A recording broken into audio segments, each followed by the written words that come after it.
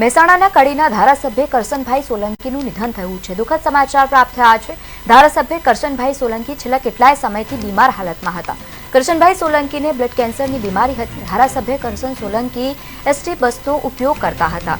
CM Bhupendra Patel અને CR પાટીલે પણ દુઃખ વ્યક્ત કર્યું છે। મુખ્યમંત્રી સહિત ભાજપના નેતાઓ પહોંચ્યા છે કડી ખાતે। મુખ્યમંત્રીએ શ્રદ્ધાંજલિ પણ અર્પણ કરી છે। પુષ્પાંજલિ કરવામાં આવી। કરશનભાઈના આત્માની શાંતિ માટે તમામ લોકોએ પ્રાર્થના કરી છે।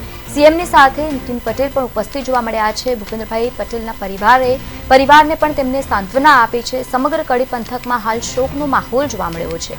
મહેસાણાના કડીના ધારાસભ્ય કરશનભાઈ સોલંકીનું કેન્સરની બીમારીના પગલે નિધન થયું છે। કડીના ધારાસભ્ય કરશનભાઈ સોલંકીના નિધન પર સીએમ ભૂપેન્દ્ર પટેલ અને સાથે જ કેન્દ્રીય મંત્રી સીઆર પાટીલે પણ દુઃખ વ્યક્ત કર્યું છે।